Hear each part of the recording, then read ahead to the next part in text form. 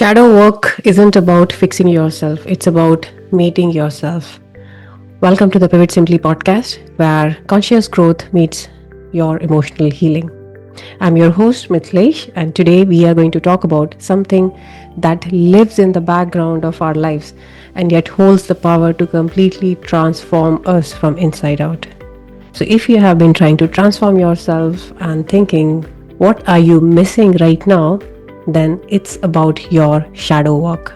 This episode is for you if you ever found yourself stuck in old patterns, struggling with emotional triggers, or wondering why the same inner wounds keep resurfacing.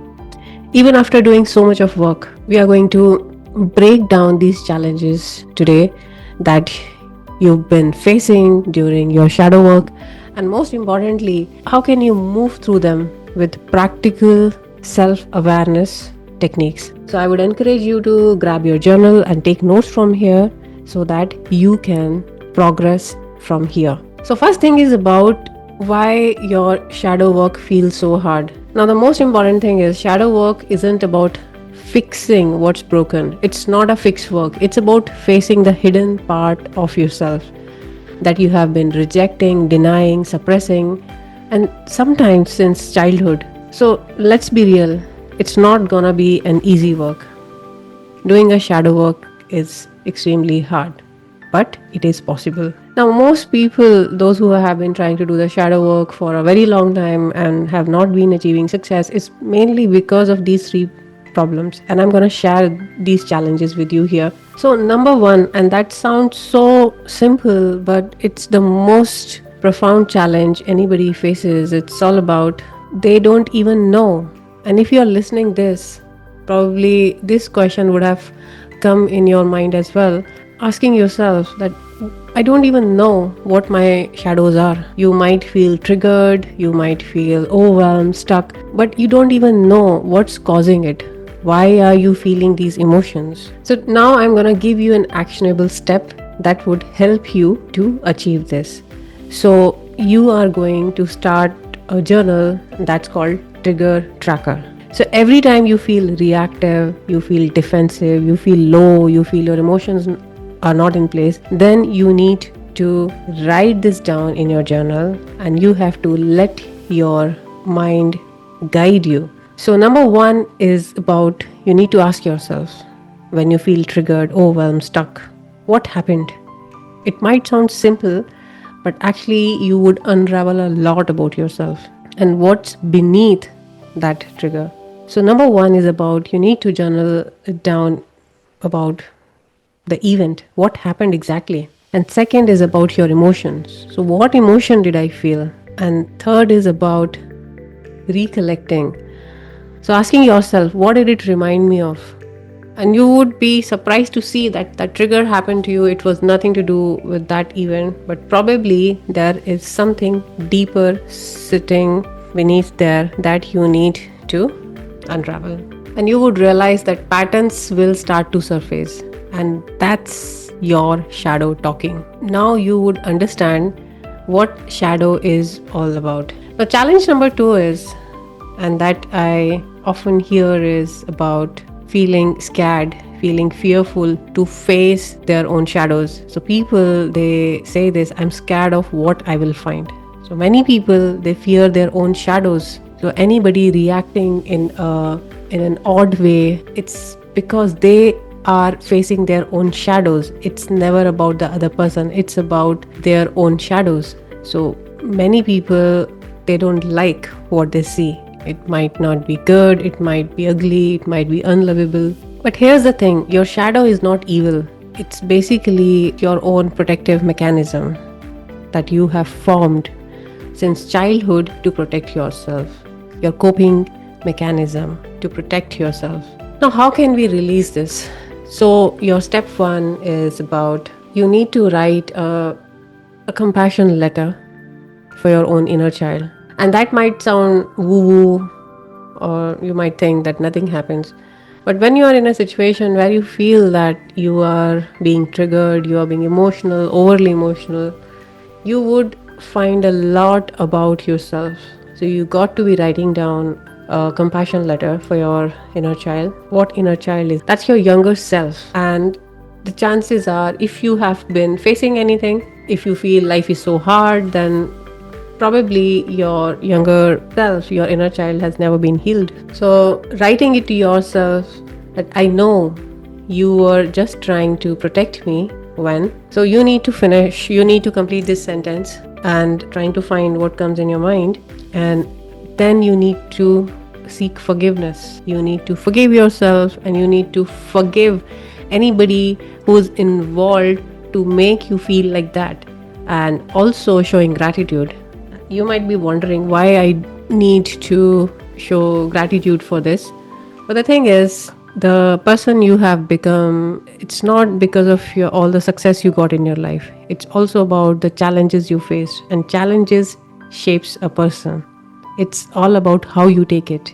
It's about your own choices. So if you are a resilient one today, then you need to be thanking your challenges. Now, third challenge that I hear often is about people asking that I keep on repeating the same patterns. Now, you might be wondering that you have been doing the work, but the same emotional spiral, your same kind of behaviors, it keep on showing up. Then here's the thing. It's not just about your awareness. It's not about that you being aware of your situation, your own patterns, behaviors, but it's mostly about integration. So practice this today and remember, pattern interrupts ritual. So when you notice yourself in a repeated loop, you need to pause and place one hand on your heart and say, I see you, I won't abandon you. And then take a different micro action, probably expressing yourself or maybe walking away from there, saying no, defining your own boundaries. So whatever can break the old story. So if you have been someone who's been probably, you have always felt you're an outcast in groups, you have low self-expression, probably you have been a giver trying to make everyone feel happy in your life, in the communities, friend circles, but then somewhere you have not learned to define your own boundaries. So you need to be learning how to say no. And people who say no easily, they are the one who actually control their own time, their energy, their money. So it might sound simple, but it is not. So you got to be practicing and learning how to say no. So that's the reason you would realize that suddenly sometimes you feel, when you feel triggered, you again feel that things are not working. But healing isn't linear, and this is one of the most common myth in healing, is that it's a straight line, but it's not. Sometimes you start, you get better, you stay better, but healing is like spiral shaped. It goes in circles. There are times when you feel high, there are times when you feel low. But here's the thing, every time you're made to revisit the same theme at the deeper level. And it's not about you failing and not achieving your healing or whatever you are going after. It's more about that you are integrating it, you are evolving. So here's the actionable step you can take. Every weekend you can have your own healing spiral check-in. So weekend you can look back and you can make a note in your journal as well, that what's coming up emotionally this week, how is it familiar, how am I responding differently this time. And make sure you celebrate your shifts, and that's how change stays and it sticks. So here's the thing, it's all about you reprogramming your inner dialogue. So the voice of your shadow is usually very critical, fear-based, and it might tell you that, it might label you, and probably you've been doing that, you are not good enough, or maybe you are too much. Maybe if you've been authentic, people, your friends, they won't like you, they would leave you. And chances are, when you are being real, when you are authentic, when you're living your truth, it's normal to lose people, because not everyone is supposed to go along in your journey, and also not everyone appreciates authenticity. And we live in a world where all people exist. So having that expectation of trying to please everyone, trying to make everyone happy except yourself, that doesn't work in real life. As you are moving along, you meet new people and you leave your older self behind. You need to allow yourself your own healing voice to sound different, to help you, to make you feel and realize that you're on the right path. So, saying things like your emotions matter, you are worthy, even when you feel you are messy or you are different, you are odd, but you are worthy. You're born for a reason. So, here's your actionable step here. Whenever you catch a critical inner thought, you need to pause and write, think about it. That what is that shadow thought you've got just now? Saying probably I am lazy. A lot of people, they very proudly call themselves lazy. So that itself is a label. Catching those thoughts, if you're calling yourself lazy, and then you need to have a reframe. Probably you're not lazy, but you're tired because you've been carrying these weights. Probably you just need some rest. And reminding yourself that your rest is important, and that is also a part of your healing. So there are chances when you're going through this path as you expected that it's gonna be linear journey and you're gonna do these steps and it's gonna work like that. But like I said, it's a spiral, it's not a linear journey. So when you feel like giving up and when you feel you are deep in your shadow work, but there are moments when you're feeling like it's not working and I need to quit. When that happens, then remember this, that healing is not about doing it perfectly. It's about showing up again. It's about your consistency. It's about your integrity. It's about you forming your habits, you taking micro actions. So your shadow is never trying to sabotage you. It's trying to protect the version of you that once had no tools. But you're not that same person now. If you're listening to this episode, you have gained few tools here to be working on your own healing journey. And if you are landed here, it's not a coincidence. It means you are already doing something to go through your own healing journey towards your next version that's waiting for you. Remember this, always have this thought in your mind. Whatever you have when you feel triggered and you have any thought, then reminding yourself that you are safe. So even now, and thinking whatever it is, the situation in your life is, just repeating that I'm still safe. And you need to repeat it until your body feel relaxed.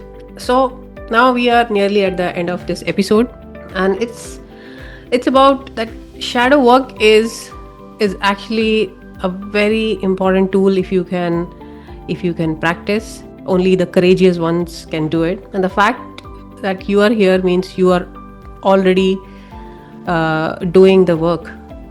You are meeting your own edges, you are breaking your own loops, you are walking yourself home. So I would like you to reflect on this one powerful journal prompt and being honest with yourself and journaling on it, asking yourself, which part of me have I tried to hide that actually just wants to be loved? And listen to this again, it's powerful. That's where you meet yourself. So asking yourself, which part of me have I tried to hide that actually just wants to be loved? Now, this is something that I would like you to take with you today, not as your task, but as a gentle nudge, gentle unfolding for yourself, so that you remind yourself that you are a loving being and you are allowed to heal, and it's safe for you to heal. I hope this episode resonated with you. If it did, do let me know. And please do practice with all the techniques and tools being shared here. And if you are interested, I would highly encourage you to join Unbound. That's a self-healing portal. And you would see that the life you have been living so far, that was just hardly a tiny percentage of your full potential.